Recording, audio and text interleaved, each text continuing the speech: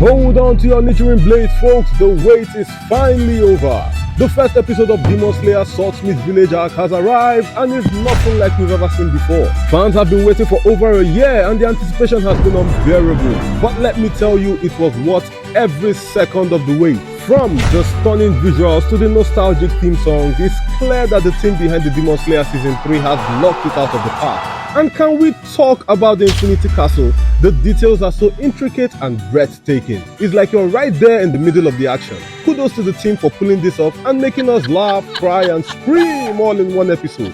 Alright, let's leave the ass kissing behind and buckle up because things are about to get real. Hi, I'm Bozo Martin, the African Otaku, and in this video I'll be comparing the third season of Demon Slayer's anime to the manga source material. Get ready to uncover the hidden gems and surprises that the anime has in store for you. From cut content to thrilling additions, we'll leave no stone unturned in our quest to uncover the differences between the anime adaptation and the manga source material. And now we are starting with the very epic first episode. Now, the very first episode of the Swordsmith Village arc is a 40 minutes long special that roughly adapts 5 chapters of the material from the manga, taking us on a journey from the aftermath of the brutal battle with the Upper Six team to the summoning of the Upper Moon demons at the Infinity Castle.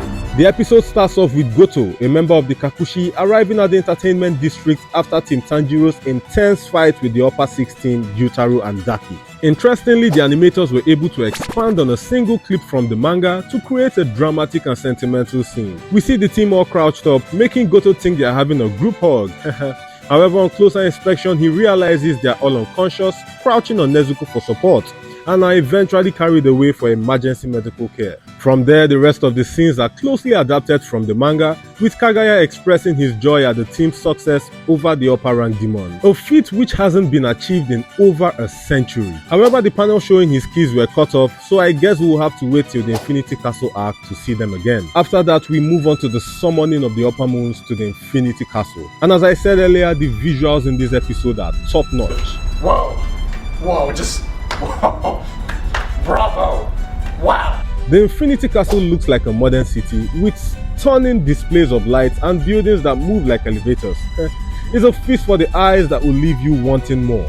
The Upper Moon demons, on the other hand, prove to be a rather dysfunctional bunch. Muzan is at his wit's end and threatens to disband them. Also, what started out as a regular once-in-a-century summoning meeting ends up being a buffet service of heads flying around. The Upper Moons clearly hate themselves, and now with the manga panel finally adapted, we finally get to understand just how much they can't stand each other. We see Doma getting his jaw knocked off by Akaza, and if that wasn't enough, we get to witness Gyoko's head being chopped off by Muzan, who then delivers a lecture on the importance of change. The only thing I hate is change.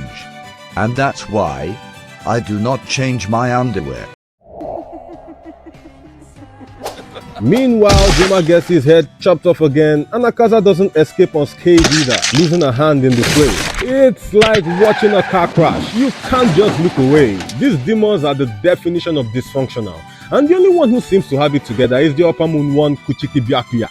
Sorry, I mean Kokushibo. And I dare say the casting choice for Ryotaro as his voice is spot on. He brings the perfect blend of intensity and calmness to the role. But that's not all, folks. We are also given the very first glimpse of the strongest demon slayer that ever lived, Sukubini Yoruichi. Tanjiro is subconsciously given access to a memory of a conversation between his ancestor and Yoruichi.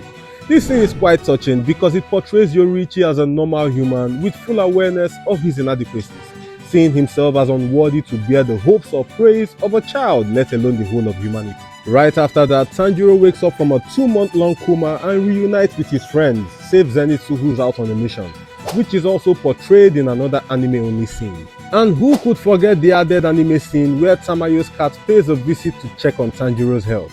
It's still unclear why this scene was added, but in my opinion, it does well in reminding us of Tamayo's presence and her relevance in the future stories to come. Tanjiro begins his rehab training and seeks to get his sword fixed after he cheats in the battle against Gyutaro. He is informed that he is actually allowed to visit the Swordsmith village where all the nurturing swords are made. However, since the Swordsmith village is the Demon Slayer Corps' second most guarded secret, the first being the location of their leader Kagaya's residence, Tanjiro is taken through a roller coaster of a journey blindfolded with his ears and nose plugged to ensure he neither hears nor smells anything that could risk the future exposure of the village's location. Now, the only difference between the anime and manga for this scene is that in the anime, Tanjiro is first blindfolded before his ears are plugged. Once he arrives, things get even more intriguing. Before he can even think about repairing his sword, Tanjiro must first pay his respects to the chief of the village. And when Tanjiro's gratitude echoes all the way to the hot springs, we are treated to a revealing adaptation of the last panels of chapter 100,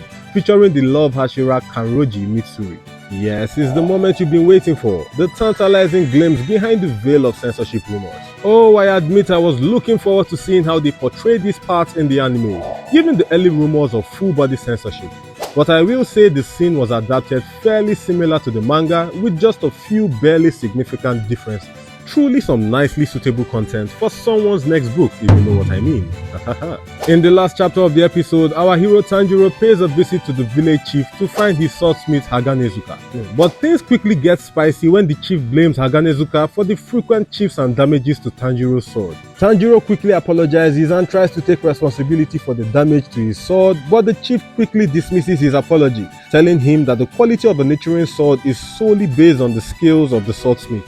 The chief even offers to assign a new swordsmith to Tanjiro if Haganezuka fails again in his duties. Later on, Tanjiro meets Mitsuri and also tries to bond with Genya, the younger brother of the Wind Hashira Shinazugawa Asanemi. But Genya immediately shuts him out and refuses to eat with the rest of the Demon Slayers, leaving Mitsuri and Tanjiro to enjoy each other's company. Oh, and Nezuko too. As the night passes, Mitsuri hints to Tanjiro of a special weapon found in the village that could significantly increase his strength. Now, someone please explain to me why Tanjiro will be getting a nosebleed from the thought of getting stronger. Though I'm very certain I'll get a nosebleed from you hitting this big red button. Oh, it turns me on so much. The next morning, Tanjiro heads out in search of the secret weapon. While searching, he comes across a young lad of the village having a heated argument with someone else. And this turns out to be the Miss Hashira Tokito Miichiro. Now that's where chapter 101 of the manga ends. But the anime doesn't end there. We are gifted with an anime-only scene that will leave anime-only fans intrigued. Now in this scene, we catch a glimpse of a figure with the appearance of none other than the legendary demon slayer Yoriichi. But wait, isn't Yoriichi supposed to be dead? How is this possible? Has he somehow managed to cheat death and remain immortal? The mere thought of such a possibility is enough to send shivers down your spine. The suspense is killing us, and we bet it's killing you too. So how can you satisfy your curiosity?